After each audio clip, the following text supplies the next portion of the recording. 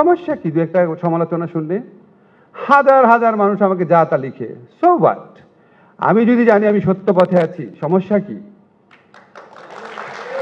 আমি যদি at the end of the day আমি যখন একা থাকবো, তখন যদি আমার মনে হয় না আমি অন্যায় করি নাই, 1 কোটি মানুষ কি বলবে তাতে কি আসে যায়?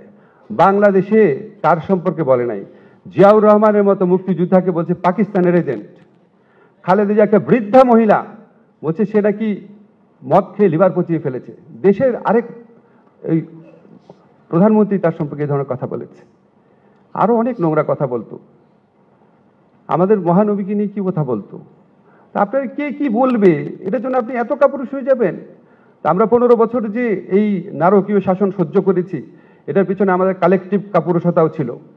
আজকে রাশেদ একটা কথা বলেছে, আপনি দেখবেন ঢাকা ইউনিভার্সিটির কিছু কিছু শিক্ষক ছিল যে কোনো বিপদ আপদে আসতো, কিন্তু একটা খুব ইম্পর্টেন্ট কথা বলেছে, শিবির ট্যাগ লাগতে পারে এই ভয় থাকলে কেউ আসতো না, একমাত্র আমি আসতাম।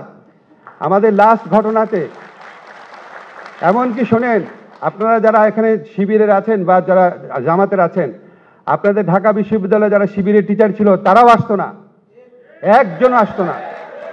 ঢাকা বিশ্ববিদ্যালয়ে জামাত পন্থী হওয়ার কারণে যারা ভিসি হয়েছেন এখন, প্রত্যেকের তো নাম জানি, একজনও আসতো না, নেভার। এবং যখন আমাদের লাস্ট ঘটনা রোজার মধ্যে কোরআন শরীফ পড়ানোর অপরাধে কতগুলা ছেলেকে টেনে নিয়ে পিটালো ছাত্রলীগ, আমার ঢাকা ইউনিভার্সিটি ল ডিপার্টমেন্টের ছাত্র, যখন ওরা দাঁড়িয়েছে আমি ওদের সাথে দাঁড়িয়েছি, I was the only teacher. Shifat তুমি এখানে আছো? শিফাত তো ছিল সেখানে, আমি একমাত্র শিক্ষক ছিলাম। এত কষ্ট লেগেছে, আমার ডিপার্টমেন্টের ছেলেদেরকে পিটিয়েছে। ঢুকে দেখলাম টিচার্স লাউঞ্জে কয়েকজন গল্প করছে আমার টিচাররা। আমি বললাম তোমাদের লজ্জা লাগে না? তাদের মধ্যে একজন আবার শিবির করত, খুব বড় পজিশনে আছে এখন, এই 5ই অগস্টের পর বড় পজিশনে পেয়েছে, কেউ যেত না। ভাই সেম বললেন না, সারা বাংলাদেশে অবস্থা ছিল, কেউ যেত না। এবং আপনি একটা জিনিস জানেন যে শিবিরের বিভিন্ন কারণে বা জঙ্গি বলছে তাদের জন্য আমি কথা বলতাম দেখে, আবার প্রগতিশীল শিক্ষকদের কেউ কেউ আমার সাথে কমফোর্টেবল ফিল করতো না। এই যে আমার কলিগ আছে আমিনুল, জানে, উনি এখানে আসবে মানে আমি শিবিরের পক্ষে কথা বলি এবং কত খারাপ। এই জন্য আমার সমস্ত কিছু সম্পর্কে জানে, আমার জীবনযাপন সম্পর্কে জানে, তারপর আমার সাথে একটা মঞ্চ ভাগাভাগি করতে একটু দ্বিধাবোধ করতো। তো এইগুলি কথা এই জন্য বললাম যে আমাদের তো ধরেন অনেক ধরনের সাফারিংস হতো। আজকে দেখবেন অনেকে বলবে যে উনার কেন কিছু হলো না। ভাই হয় নাই কি, রুমের মধ্যে আগুন দিয়েছে, রুমের মধ্যে তালা দিয়েছে, গুলি করবে মারবে বলেছে, রাষ্ট্রদ্রোহিতা মামলা দিয়েছে, ডিজিটাল সিকিউরিটি একটা মামলা দিয়েছে, যুদ্ধ অপরাধ আইনে মামলা দিয়েছে। ইউএনডিপি এডিবির কনসালটেন্ট ছিলাম, সমস্ত কনসালটেন্সি ক্যান্সেল করে দিয়েছে।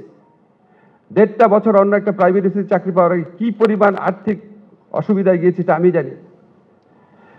সামাজিক সম্পর্ক নষ্ট করে দিয়েছে, ছোটবেলার বন্ধু তার বোনের বিয়েতে দাওয়াত দেওয়ার সাহস পায় নাই। আমার সবচেয়ে ঘনিষ্ঠ একজন ছাত্র, যেখানে সোভানি আছো, সোভানিদের ফ্রেন্ড, পৃথিবী একদিকে আমি একদিকে তার, হঠাৎ করে লন্ডনে যাওয়ার আগে আমার সাথে যোগাযোগ বন্ধ করে দিল। আমি হতবাক, আমি আমার স্ত্রীকে বললাম যে ও এটা করতে পারে, ফোনই ধরে না। পরে গিয়ে শুনলাম ওখানকার আওয়ামী লীগ তাকে বুঝাইছে সার বিদেশে তোমার বাসা থাকে, তোমার কিন্তু খবর আছে। লন্ডনে সমস্ত সামাজিক সম্পর্ক শেষ করে দিয়েছিল। এত নিষ্ঠুর নারকীয়। আমি জানি না যে আমরা কি পাপ করেছিলাম যে আমরা শেখ হাসিনার মতো একটা শাসক পেয়েছিলাম বাংলাদেশে।